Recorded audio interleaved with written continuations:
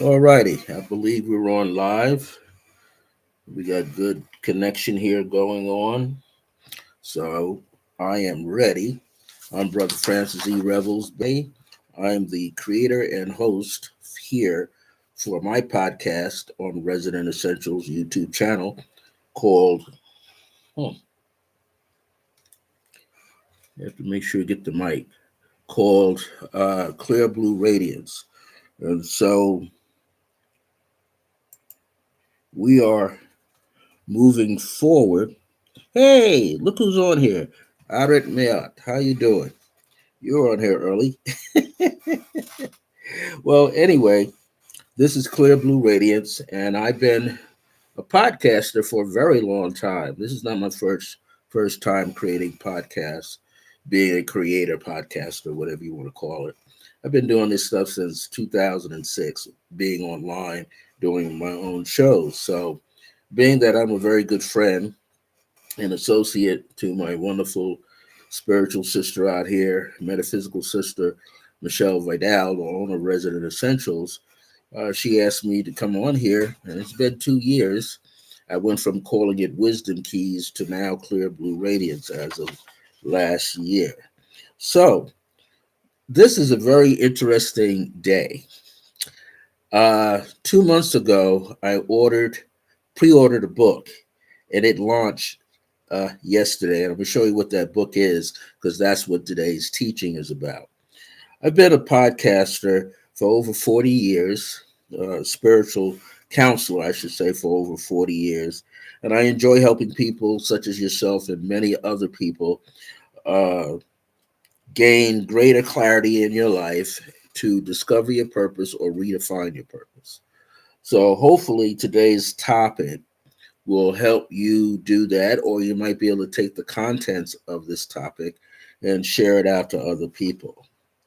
So, one of the great influences of our modern time of the metaphysical field, the spiritual and the philosophical field, is none other than the late Reverend Dr. Frederick J. Ikenrinkota.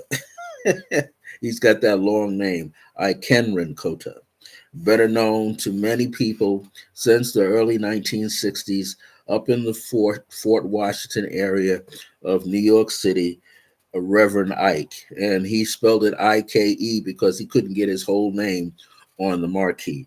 The letters were that long. I guess he's got about 13 letters in his last name. Well, today's topic touches upon 6 important words that he uses. And I kind of paraphrased it.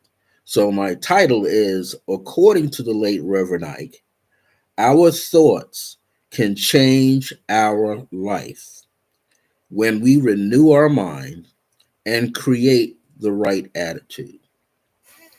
So that's a mouthful there. And I don't really need a lot of program time to share my thoughts about what he's talking about. Now, I'm going to show you the book. His son, Xavier Ikenrinkota, along with Mark Victor Hansen, they put this book together, and I imagine it took them several years to do it. It's, I think, 281 pages. This is The Extraordinary Life of Influence. It's all about Reverend Ike and the many things that he taught. Now, I never got a chance to meet Reverend Ike in person, but my late mother and I had oh, hey, Melanie. My late mother and I, whenever I would be home from school sick from asthma, she would listen to WWRL, her gospel singing station, with, some prevalent things being spoken of.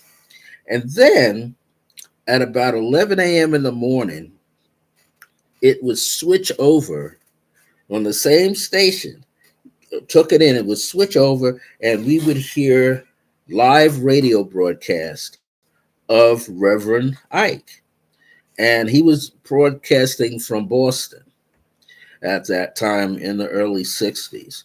Then he had everything there. And then eventually he moved into New York City. And now, since he's been gone off the planet, they basically have given this big Lowe's theater that was located there on Broadway and West 175th Street. There's a whole nother metaphysical organization that is there. At least somebody is there keeping the energy alive. Okay. And many of his uh, teachers who became bishops in his teaching have spread out, such as one called Archbishop now, Ebenard Jordan. Uh, then there's Bomar, Reverend Bomar down in Florida. But all these people's lives he has touched. There's a guy by the name of Evan Inlaw. He was from the Bronx, still is. He's another one who puts Reverend Ike's teachings all the way out. Well, I wanted to share the concept of these ideas because they are relevant to us right now. And he was talking about this back in the 60s. He was like a revolutionary evangelist because once he stepped into this world, no one was listening because he wasn't talking about the other things that the regulars, I would say, were teaching. What he was teaching was prosperity consciousness, abundant consciousness.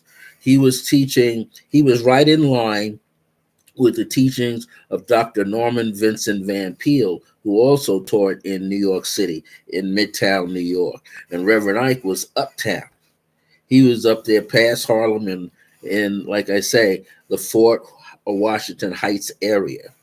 And that was an area where so many people congregated that he could release these teachings into the world. And I was just looking behind me because I have one of his books I've had for years. In this book, many of his ministers, he has 52 chapters. This is Reverend Ike's book for 52 chapters. Every Sunday, they cover the same chapter year after year after year so that it's the seeds that are planted in there. You get a chance to ride them out. So I just want to say thank you for joining me, Arit Mayat. I want to also thank Melanie Hall for being here. This is the first time catching me live. Barbara Ewing, thank you for coming on. We're going to delve into this work of Reverend Ike. And again, I'm going to show you this is the book. I had ordered mine back in November, and it came out yesterday, hit the market yesterday. This book is like $32. It's a hardcover book. It's all about the people who he had influenced, his teachings that he mentored. And so I paraphrased one of his teachings that he would use.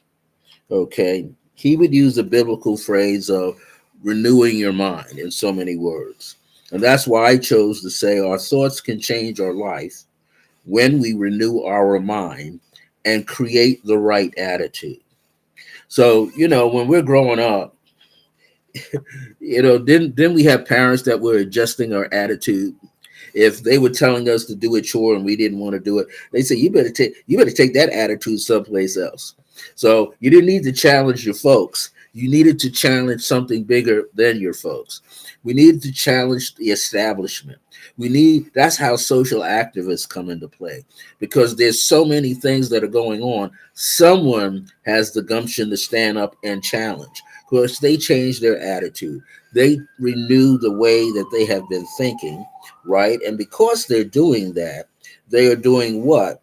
They are willing to take their thoughts, their individual thoughts, and turn them around. So, thoughts are a part of the mind, feelings are a part of the mind. These things, the ability to think is an opportunity to see your life expand. The ability to think for yourself, not someone else think for you, but thinking for yourself. So we know people who are educators, that's what they're doing in schools. That's what they should be doing. Now, we've seen it all the way around the country where people are trying to get rid of the woke community. Oh, they don't want any of these teachings. And at the same time, they don't want certain people learning, but they're also binding people who are connected close to them, which is their own children.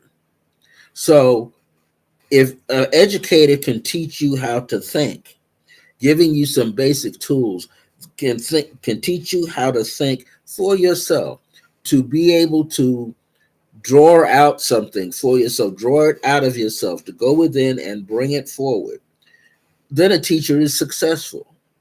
We know that the teacher's always trying to take us from kindergarten to grade school, 1 through 5, right? Then you got 6, 7, and 8. Now they call that middle school, and then they move you into high school.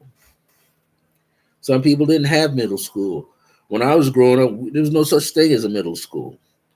You either was in the first 8 years plus kindergarten, which is 9, or you're out the door, or you got left behind. So we, through his teachings, we're unaware that we are shifting and changing the way that we look at ourselves. And we always have to do that. We have to change the way that we see ourselves. Now, how do you see yourself? When you get up in the morning, are you feeling okay to take a look in the mirror and see how you look? Of course, we're going to have some rough days. People say, why you wear a hat so much? Because my hair won't stay in place. That's why. So I'd rather wear it than have it all over the place looking like Don King. Okay, so we have to change our attitude. When we change our attitude, we're actually changing our outlook. So these 6 words or phrases found in that title, our thoughts, then our thoughts. These are important tools of transformation. Transformation is the act of changing, the act of to change your form. Trans is going beyond the form that you currently have. So are you changing your form? Many of us go through issues of weight. Are we changing the weight? Are we changing our muscle structure? Are we changing and getting more flexibility in our ligaments? Are we changing the foods that we eat? Now, we're living in modern time thinking of food. We eat basically the same veggies and things all year round. But our ancestors, wherever they come from, they didn't do that. You had certain food stock that you only ate during the winter. You had certain food stock that you only ate during the spring. You had certain food stock that you only ate for summertime and for the fall. You weren't eating summer foods in the winter. You weren't eating fall foods in the spring. You weren't eating summer and fall in the spring or the winter. And you weren't eating the winter foods in the other time frames. We got out of cycle. Why modern technology says, oh, you can eat this stuff all year long. And that's what you're supposed to do, right? Eat out of season. When we began to eat out of season, we took ourselves, our health aspect, away from ourselves. Just like there's certain exercises that you can do all year long, and there's others that you can't. Now you can go indoors and swim all year round. But those of us from the older school, you didn't have that. Only time you were swimming was spring and summer, maybe fall, early fall. But you weren't swimming during the wintertime. Everything was frozen over. All you could do is walk. So we know you can walk all year round until the snow impeded your progress. But other than that, what you could do is read. Your processing of thoughts is what you had to work with all year round. Processing your feelings is what you had to work with all year round. The do's and don'ts, certain words or phrases that you do say, others that you don't, right? Certain ones you don't say will cancel out your progress. Certain thoughts you do say will be disruptive in your home, especially if you're the child talking to the parent. So many things are in effect changing We have to consciously change, not let something else from the outside change us. So our thoughts are important. These are important tools of transformation. Why? Because we're always forming thoughts and ideas. Even when we go to sleep at night, we're doing that. We're not like really asleep at all. We're more awake than we realize. The thought is constantly putting out something all the time. And so is the heartbeat. Even when the heartbeat slows down, it's still putting out energy, frequency around us. So there are changes happening around us. We are forming these thoughts and they're changing moment to moment, bit to bit. Phrases, words, inflections, how we talk, the tone of our voice, what's our mood like, all of that stuff. We're using thoughts to help us figure out tasks and issues and make important decisions. Even little decisions are important. We're using our thoughts to help give us discernment so that we think properly and we see something in the way that we're supposed to see it, so that we can balance our lives, we can expand our lives, we can have a better life. Then there's that word change.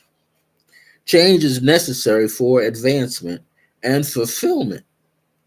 If we're not changing, we're not growing. We become stunted. We have an experience with that word called stagnation. We feel totally immobilized. We can't go anywhere. We're caught in a cubbyhole. You're put in a position where you can't move on in the way that you want to. And you're striving to do it every day. You're striving to make some kind of change every day, but yet you feel like there's something missing. So we're often are change creatures. Is that's the proper way? People might say creatures of change. So we always have to do something different. We dress different. We wear different kind of clothes. As opposed, when you're in the winter, you got to wear something of a wool nature. Then got cotton. The bottom line is this, though. What are we doing to change the way we are thinking and feeling about our lives in general? What are we doing to create change for ourselves? And do we think we can create the change for ourselves?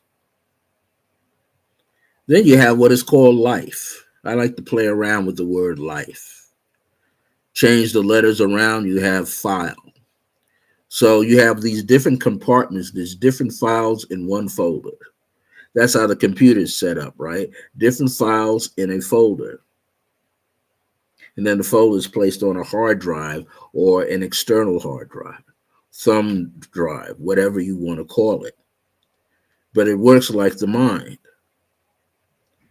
We have everything, all the faculties in the mind, and then we have these sub-faculties or subfolders and sub-files. We're consciously breaking everything down so we can see a bigger and better picture. Our life is an ongoing process of development, growth that's giving us expansion. If we can't expand, if we feel stagnated, if we feel limited, if we feel we can't make a better decision, if we feel that even the decisions I make aren't creating a better opportunity, a better opening, then we do what? We fall, we cave in, we give up. I was talking to someone earlier today and I mentioned to them, I kept hearing all week for them, do not give up. Why? Because this is your song. What you're trying to put out into the world is your song. You're trying to be heard. If you sing the tones just right, people may not be listening, but entities are. I'll say that again. People may not be listening, but entities are. There are numerous thousands of entities around us that's listening to our thoughts, feeling our feelings, picking up on our sensations, and we sit here and think that's not possible. When I think of the toroidal field that's around our aura, I think of it as slices of an apple or an orange, vertical slices that we can get nutrients from. Hey, but you could cut across and you can find some things too. So what are we cutting out? What are we leaving in? How are our thoughts? What are we thinking when we get up? Are we pressured to think about we got to make a business decision? We got to make a decision about our home. We got to make a decision about bills. We got to make a decision about health. We got to make a whole bunch of decisions. So you got to pick out one or a few that are all connected together so that when you make a decision in one area, it automatically influences the others. It speeds things up, get things done. So our life is an ongoing process of development and growth, which leads toward expansion. Then there's the renewal part, renewing how we feel, how we think, how we sense things. Renew. All of the above that we're talking about, thoughts and change and life transformation and processing it, all of that fits into renewal of your mind. So, what are we trying to do so that we can rebirth the same us or birth a new us? If you have a renewed way of thinking, you're going to see yourself appear differently to other people. Other people may not understand. Hey, you change. Yeah. What do you see? What do you notice that's different? Oh, you're more laid back, or you look more tense, or you're not making the decisions like you used to make. Oh, you're a little bit more debative or argumentative. You seem to be happy-go-lucky. We got a whole lot of stuff going on. It's like I tell my meditation students out here. The trick in meditation is to become detached from the world, so to speak, from your thoughts, from your feelings, because those aren't you. But here's the other kicker. While you're busy staying detached, because you're putting your awareness, your focus on what you're striving to detach from, you wound up attaching to that. So there's this never ending cycle. When we think of renewing our mind, how do we go about doing that? Because it's not just renewing your thoughts and your feelings, it's renewing your body is a part of that. Our body is an extension of our thoughts and our feelings, our power to hear, our power to see, right? Smell, taste, touch. We got all of this going on inside ourselves consciously, and the conscious energy produces this outward expression, this outward physical appearance that we can see with ourselves. Well, as we go through our thoughts and think about making changes in our life, and then we change our thinking around, and then we renew the process of our mind, which is thinking, feeling, listening, touching, tasting, all of those things helping us to see what we need to see, feel what we need to feel. So the next thing is create. You can use creating or creation to maintain freedom of thinking and being and living. So that's what an artist strives to do. Classical pianist, a modern guitar, rock guitar player, classical guitar player, saxophone, trumpet, trombone, timpani drums, drummer, congas, you name it, musicians. They're the only ones who seem to understand this process of growth and change that's going on and renewing of the mind. In other words, I got to think of things differently. We all do. And there are moments when you get up in the morning, you just don't feel like going to work. Les Brown, the motivator, as they call him, he would always say that. Sometimes you just get up, have your cup of coffee, your donut, your biscuit, whatever, and you just feel like driving past your job today. You don't even feel like parking or nothing. You just want to leave it alone, go back home, go for a ride, kill the day with something else. So, what are we willing to create for ourselves? Is the question. Do we have the right thinking tools to do it? Do we have the outward tools, the paints, the pencils, the coloring pens, the typewriter, the laptop, the cell phone, the smartphone? Do we have clothes on our back? Do we have everything we need, everything in place so that we can create a better life for ourselves? The late Reverend Ike used to say, you got to make a decision. If you know what the thought is, make a decision, because somewhere down the line you may change the thought slightly, because what you were thinking and what you decided to do based on your living experiences and different tasks and different people, different personalities, maybe you go back to the drawing board and you change. So creation, or the ability to create, does come from a sense of freedom. It's pressured through challenges, though. And any artist, musician, or dancer will tell you, even a comedian, they got 1,001 jokes they're going to talk about, but only a few of them are going to make sense to the audience. Watching something again had to do with Kevin Hart and Chris Rock. It was on Netflix, and they stumbled into the room. What's his name? Kevin Hart got into the room that Chris Rock was in, and he had a board. He had at least 50, 60, 70 topics that would become jokes, but he called them seeds. He didn't write it all out. He just wrote a few words that would help him remember what he wanted to talk about or perform out in front of an audience. It is the same with us. We don't realize that when we are asleep at night, the mind is still ticking away, and so is the heart. But they get a chance to slow down. They get a chance to slow down to what is called theta. And when they slow down in the theta, that's when they're around in that 4 point so many seconds, cycles per second for brainwave level to flip into, going all the way up to 7 or 8.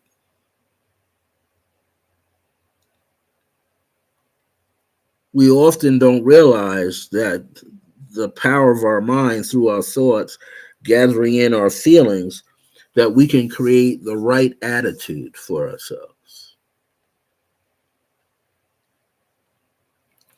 We say it to younger people all the time: adjust your attitude.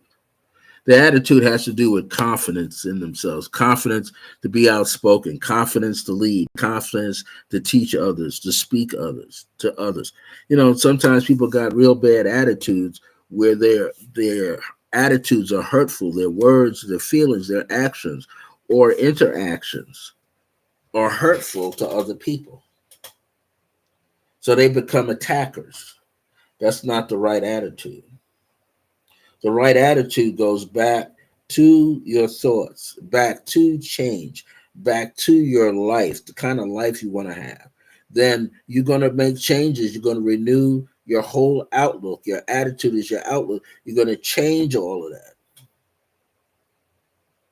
And you're going to let yourself be free. So the attitude is the right attitude, moves us upward. We maintain honesty and truth in ourselves. If we don't have honesty and truth in ourselves, it doesn't matter what we say. We lean toward higher consciousness. You want to be able to think like the God and goddesses of the universe, the angels of the universe, the ascended masters and masters who came on this plane that decide to go out. And they haven't been here quite 24 hours. We are seeking change, fulfillment. We are seeking a new attitude on life. We know we got to change the way we think, but we have to do it enough times so that it becomes second nature. That's why you see all these apps around that, talk about exercise, 28-day yoga chair exercise. No, they're not doing yoga. They're doing calisthenics in there. and they're doing some basic sit-ups from a chair and leg raisers. They're not doing yoga. But the word yoga is used to attract your attention to what they're trying to put out there. So, what is it that you can use to attract your own attention so that you stay on your own path? We want to figure out what that is for ourselves. What is it that we're choosing to do so that we have a better life for ourselves?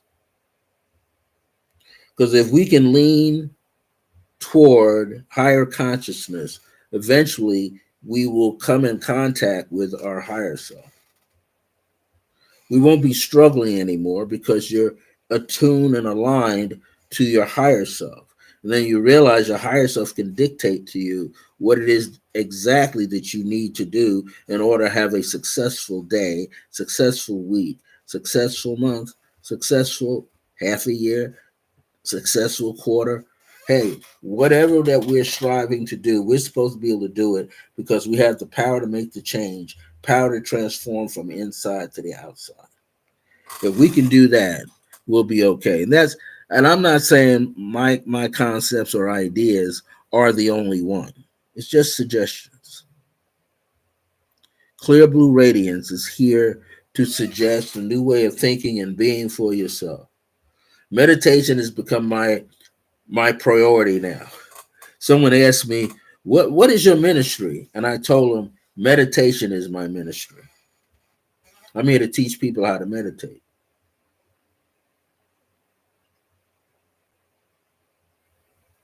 And if I can teach you how to meditate, then you will automatically start changing your own life.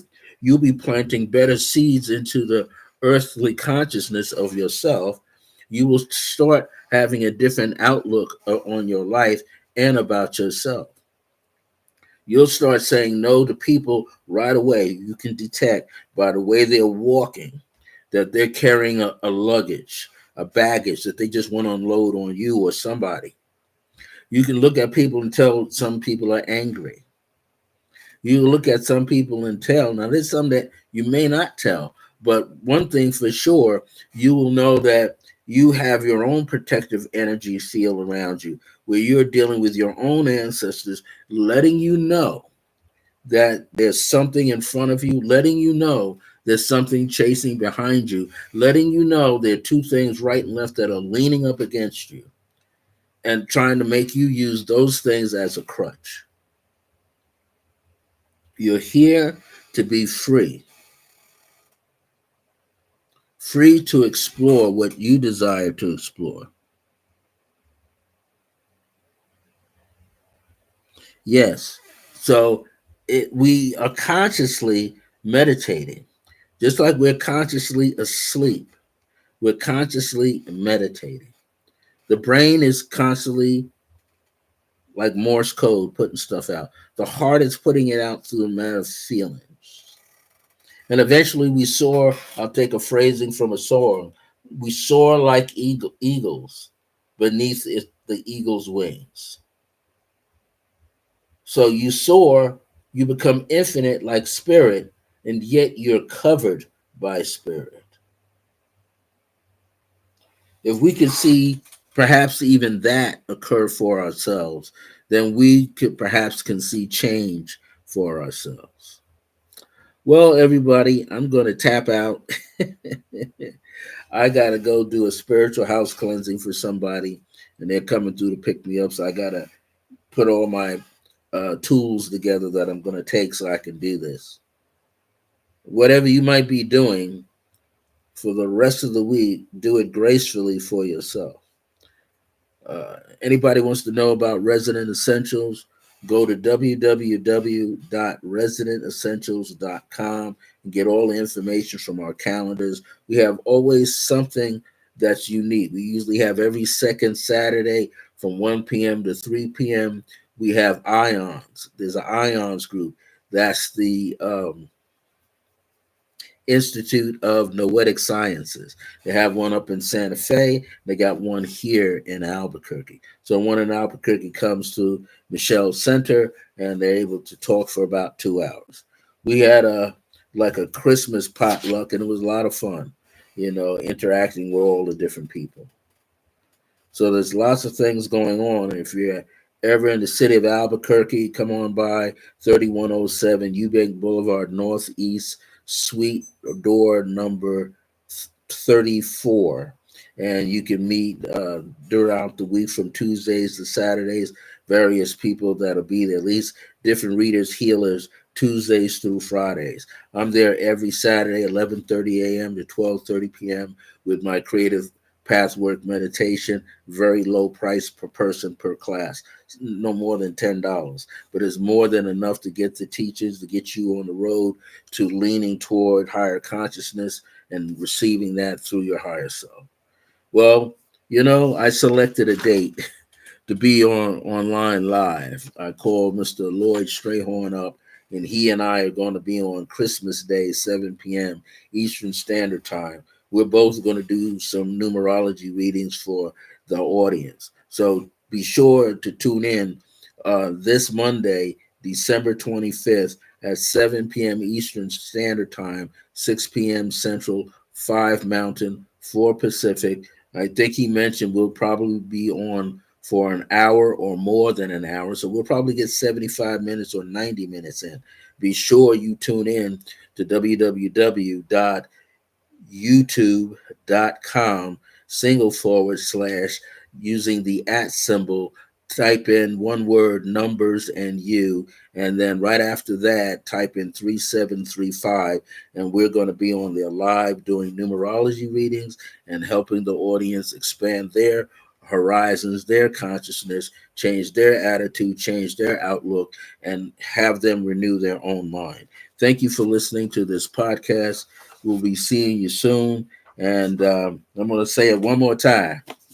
Get this book. It's hardcover right now. $32 is the life and story of Reverend Ike and the people who he influenced. And he left the planet.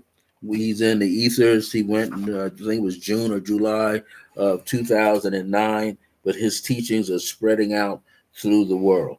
Okay, everybody, take care of yourselves.